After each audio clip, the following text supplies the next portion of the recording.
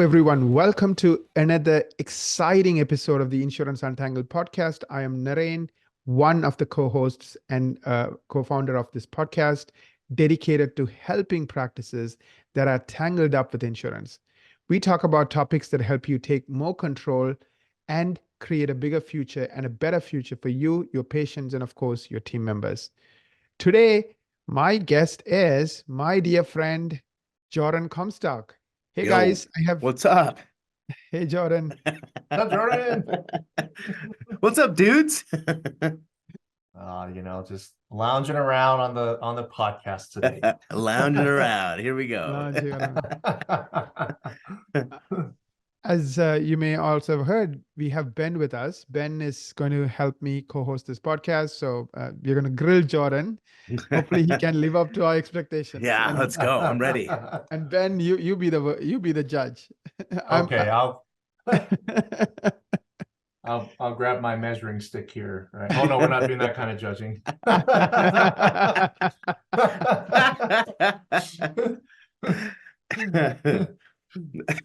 So the topic today is 10 reasons not to manage your dental memberships manually. 10 reasons not to manage your dental memberships manually. There's a lot, yeah.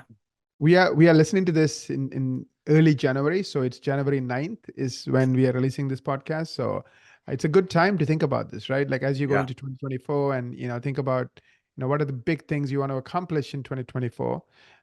Definitely membership plan should be up on that list. So Jordan is going to talk about 10 reasons not to manage your dental membership manually.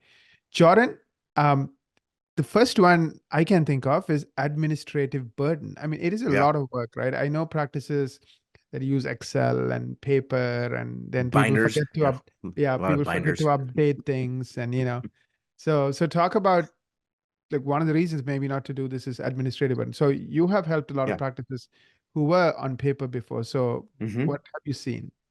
Yeah, so the biggest thing is, well, number one, most practices are trying to reduce dependence on PPOs when they create a membership plan, right? So, and we know that PPOs create a huge admin burden, right? But it's like, man, so if you're going to launch a membership plan, why do you want that thing to be an admin burden by managing it manually through binders or Google Sheets or sticky notes or whatever it may be? Like these things are built to scale, right? You want to scale a membership program to hundreds to even thousands of active membership patients.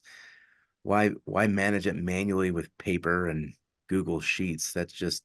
That'll cause more headaches and stress. In fact, we had a practice that came to us a while back that had, I think, 300 patients they added manually to their membership plan. And they had all these problems with that we're going to discuss today. But the office manager was in pain. Like, I don't want to manage this anymore. It's too many patients, and I don't know what's going on, right? So, yeah, there's a huge admin burden if you're going to manage it manually. So I assume one of the downsides of managing manually is you get, incorrect member tracking, right? You don't know, oh, did that guy pay that day? I don't remember. Or, a lot of lapses in coverage happen. So patients come in and they're like, well, the practice is not keeping track of the subscription or the non-subscription, which is an issue as well. And the patient comes in and gets free cleanings more than what was promised in the plan, right? So the patient's getting a good deal, but the office is not getting a great deal. So lapses in coverage happen all the time. This kind of reminds me of at Walmart, when you go shop now, they have the self-checkout areas, and they're now huge, especially the Walmart here in American Fork. The self-checkout section takes it's huge. Almost the entire old checkout, where you have somebody scan all your products. And it's so funny, this last weekend, when we do shopping every week, we, $250 to $350 worth of groceries. And behind me, when I have that many amount of groceries, I go to the checkout where somebody's going to help scan everything. Yeah. If I have 2 or 3 things, it's quicker just to go through and do it on your own, right? Self-checkout, yeah. Funny thing is behind me, I was in the checkout getting all my items scanned, and behind me there were 4 older people, and they only had 2 things in their hands. And I looked around, and like, all these self-checkout stations, you literally will scan your stuff in 10 seconds, Yeah. and you're out of there in a minute. But we're creatures of habit, right? Sure. And so when you talk about membership plan development, I remember when I helped build the membership plan for our DSO, the first one that I worked for. Sure. And it was manual. It was a huge administrative burden. There were a ton of inaccuracies. We were double charging some patients. We were not charging other patients, right? And it was so hard to kind of keep things together. And one of the biggest things was payment processing challenges.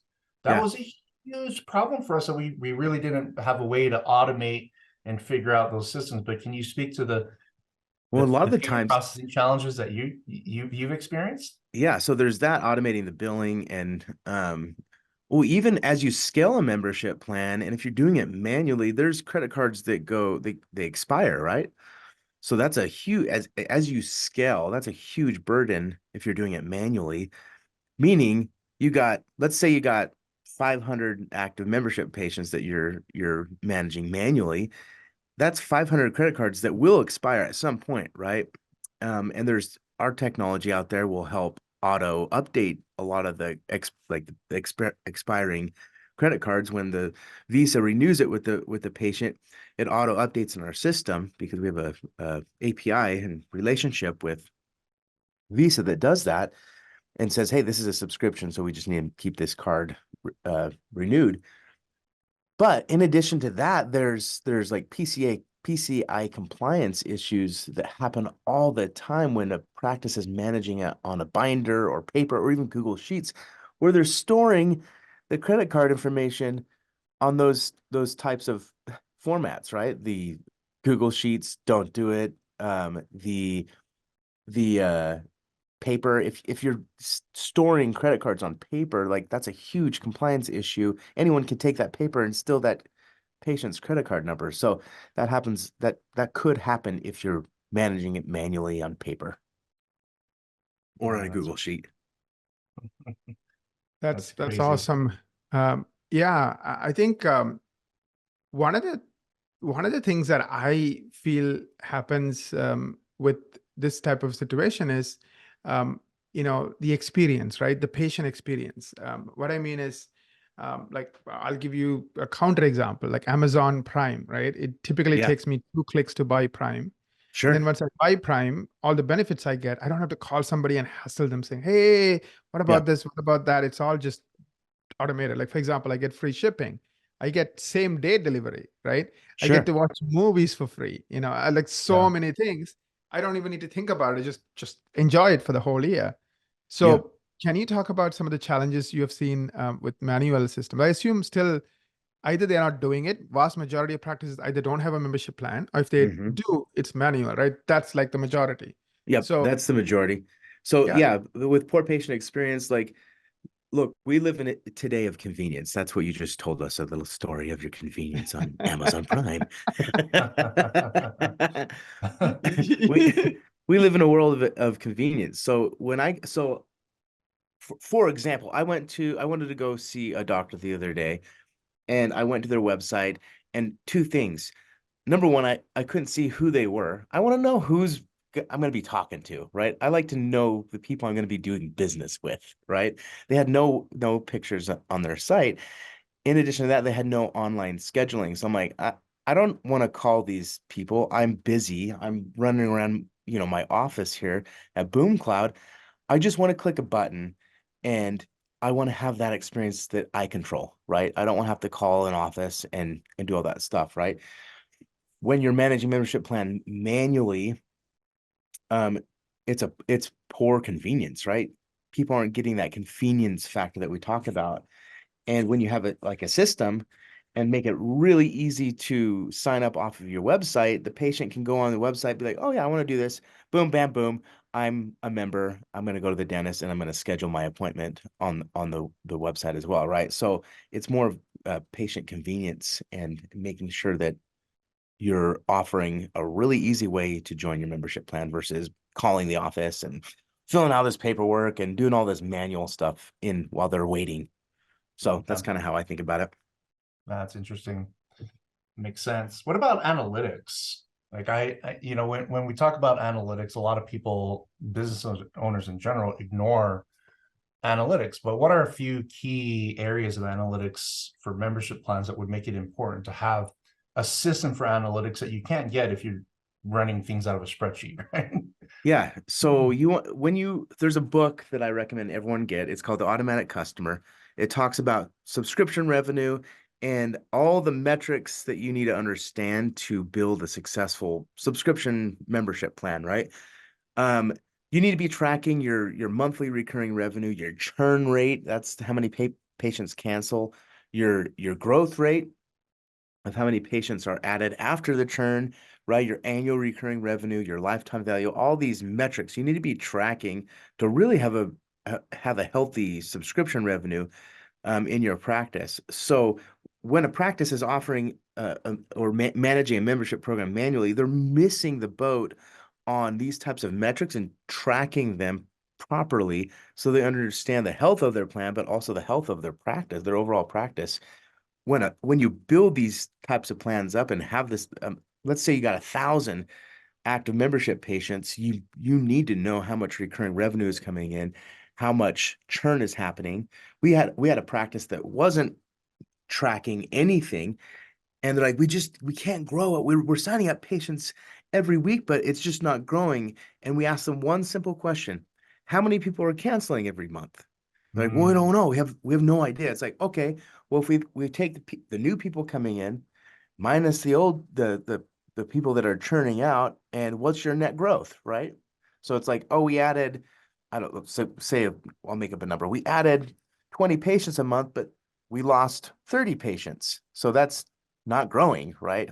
Mm-hmm. You're stagnating. So that's why it's so important to track these numbers. If you truly want to reduce dependence on PPOs and build these membership plans the way they should be built, you got to track the metrics. So that's my 2 cents there, Mr. Tune. Thank you. Thank you, Awesome. Thank you, Jordan. Who asked me that question? Was it there? No, that was Mr. Tunin. You need a cup of coffee. Yeah. I was going to say, yeah. By the way, I appreciate, what you said about metrics. And I also, love the way you explained a patient experience. Now, I have a follow-up question on patient experience. Sure.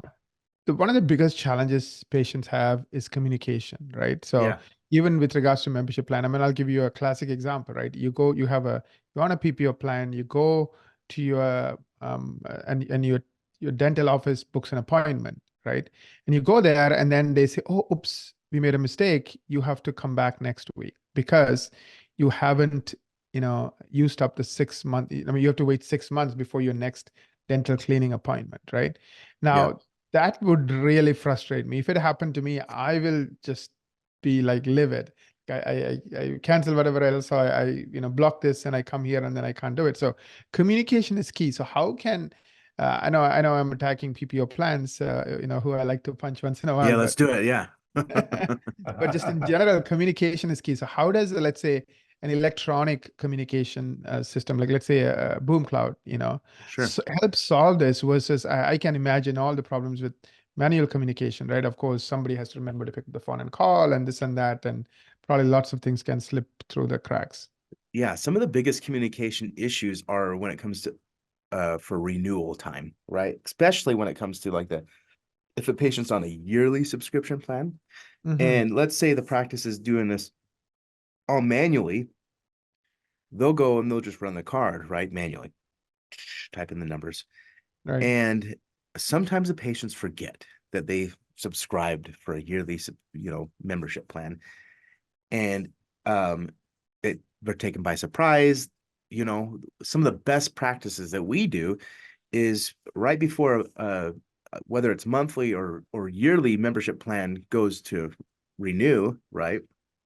A message is sent out to the office, to the patient, a day before and say, hey, remember you're on this membership plan, the payment's coming out tomorrow, right? So having those communication automations that are going out is really key, because especially when it comes to the yearly, in fact, the yearly subscriptions churn out the most because the lack of communication that the practice has with the patient. And sometimes even at the beginning, when we talk about communication issues, the practice is not doing a very good job at educating the patient that it is a subscription, right? It's going to auto renew. So you can say that for if you're managing it manually, but just in general, communication is really important when you're talking to patients about what they're getting. So that's kind of how I look at it when practices are coming to us and they have, 300 plus patients on a membership plan, they're not communicating with them on a regular basis. And at the same time, at the end of the year, you want to be able to communicate with those patients because they probably haven't utilized their benefits on the membership plan. Get them in so that you can get more treatment done for them. So that's kind of what I recommend there. That's awesome. What about risk of data loss or mismanagement? Yeah. So Which like I imagine is a huge thing, right? What if your computer crashes and you lose your entire spreadsheet? yeah. So seriously, like Oh, you the computers pour coffee on top of that binder. Yeah. right? Yeah. Or somebody you're moving dental offices or something and like, oh, forgot the binder of the membership plans, right? I don't know. There's a lot of different reasons, right, for losing data. Or Becky, the front office manager. I don't know if that's your name if you're listening, but if it is, hey Becky, she forgets to add a new patient manually on her spreadsheet or on the binder or whatever it is, right? There's a lot of areas And I where you can can see miss. a kind of a negative example. Let's say somebody's really mad and they leave. They could take the binder and never bring it back. Oh yeah, retaliation, right? Retaliation. Seriously, no, that is actually, we had a practice that Oh. it wasn't taking, she didn't take the binder. She actually used the data in the binder to embezzle. Oh. Yes. So that's a huge issue that we solve when we manage it through technology, right? Because all the credit card data is locked away. Like Oh yeah. I am the owner of the Boom Cloud technology. I can't even get in and look at people's credit card numbers, right? I can't. Everything is encrypted like 3 times. Right. So that's a really, really big problem that a couple years ago, we actually helped a practice when he switched over to using our technology. He found out that his office manager was taking that information and taking money from people. Like a big deal, like kind of Wow. sketchy, right? So that's a story that actually happened and we caught her, and he's like, when we implemented the Boom Cloud software in our platform, she couldn't do it anymore, and we ended up being able to catch her because everything's documented, everything's has a payment ledger in Boom Cloud, right? A subscription ledger, so she couldn't take money anymore. Because she can't even see the credit card number, right? So how does she take money when Yeah, so it goes more than just risk of data loss. It's like risk of data loss into whose hands? Yeah. Loss of money into whose hands? Yeah, well, and another way she was doing it was taking like the checks and cashing them and then taking the cash, right, from the practice. Wow. So, which is one of the reasons why I hate cash discount plans. When an office tells me like, yeah, we've been managing our own membership plan, and it's just cash pay, meaning the patient comes in and gives us cash or a check, right? And obviously sometimes credit cards, but when the checks come in, a lot of the times, at least from the office that we helped stop this, the office man, the embezzler, we're not even going to call her an office manager. The embezzler went and just grabbed the checks, cashed them, and just pocketed the cash. And the doctor had no record of the patient signing up for the membership plan. And it was really messy for this office. I really felt bad for him. Because now patients are coming and say, I paid you money. I paid you money. He's like, I have no Yeah. record of it, right? So, of course, hopefully the patient kept when they write a check. What is it called? The yellow paper or whatever. It's not yellow. You know what I'm talking about. I can't remember what it's called. Or maybe they can go to the bank and get a carbon copy. Yeah. So or they can go to the bank, but I'm sure they could have figured it out. But that was happening because of poor data management within the practice. So gotta lock that up. It's really important. Wow. So what about customizing plans, Jordan? Yeah. Is that something that, let's say, like technology can help with? Like, I mean, can you talk Yes. about again, example how that might work? Yeah. So the reason why I put this is a lot of the times practices get really creative when they offer membership plans. And sometimes they do like multi-tiered models, right? Which looks like this for simplicity's sakes. All right, the first patient that signs up gets it's $350 a year. The second patient that's a family member gets a little discount off of that because they're buying in bulk type thing, and it's $300 a year, not $350. And the third patient that gets, they start doing like a tiered discounting subscription, right? Right. A lot of the times, this was actually really popular when I launched Boom Cloud. I mean, people still do it today.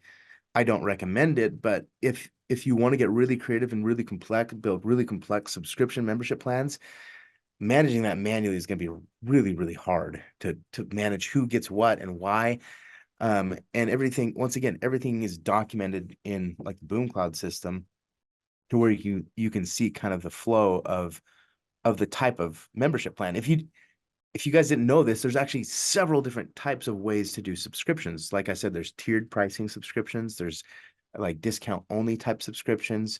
There is, you can do age banded subscriptions. There's so many different types of subscriptions that people want. It's actually really stupid that I'm talking about this right now, because when I got into this business, I thought subscription was just, oh, $35 a month and you get it, right? But there's so many layers to it.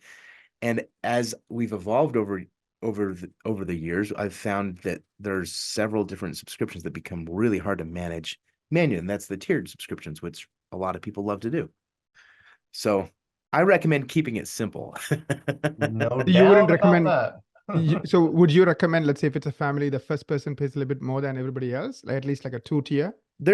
You could do that. Yeah. There's a lot of those out there. That's really popular. Another thing that practices have done too is like complete like custom. Oh, your family gets this price, or your business signs up and you get the your business price that's different from our other members. Like all these customizations gets really difficult to manage when you're offering them. Let's say you got 30 different businesses and each of those businesses have 50 employees that are signed up to your membership plan, and each of those businesses have custom plans. It can get really complicated really fast to manage in a binder, right? So that's kind of why we're like, okay, if you really do want to get crazy with customization, like you can do that. And I mean, I don't always recommend it, but you can do that, and it makes it, Boom Cloud makes it super easy to manage any type of subscription. So, but it can get wild. I seen a practice that came to us that had 19 different plans that they were wanted to offer. Wow. 19, which is awesome that they have all these different types of plans, but manage that manually, there's no way to do that properly. Yeah. That's why I don't understand restaurants that have huge menus, right? Because it's like, how do you prepare for that? If you notice, like a lot of restaurants, smaller restaurants, not like Cheesecake Factory that has a unique system down, Sure, large yeah. menu, so they can adapt to being able to prepare food quickly. But most other restaurants, especially smaller restaurants, when you have a really big menu, you'll notice it's going to take a lot longer to make food, right? Yeah. Well, if you think about it too, like I recommend no matter how complicated you want to get, like you can be as complicated as you want and still be successful when you use technology. I recommend that most practices do some type of preventative care plan, some type of whitening subscription plan, maybe a perio plan, and then if you're into the cosmetic side of things, do a Botox plan. Those are really popular right now. It's kind of crazy, and they're really lucrative. Most Botox plans are like practices are charging $150 a month for these Botox plans. I highly recommend it if you're in dentistry to offer Botox. I was in Greater New York I was in New York for the Greater New York dental meeting. That's a mouthful. And they were doing all these Botox courses for dentists. And I'm like, oh, this is amazing, because these Botox membership plans are starting to show up in our system. Like more and more practices are doing them and they can sign up. So I would keep it really simple into those core, how many was it? 4 or 5 types of plans. You don't need to get crazy robust with like, okay, multifamily discounting, right? Yeah. Subscriptions, right? Which happens.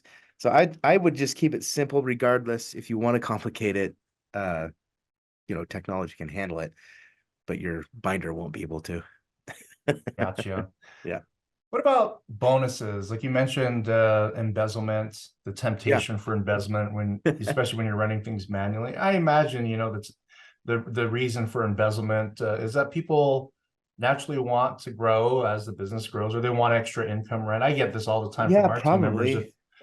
Yeah, but when you manage this membership plans manually, I imagine that the reward system or bonus system would be very difficult to create and manage.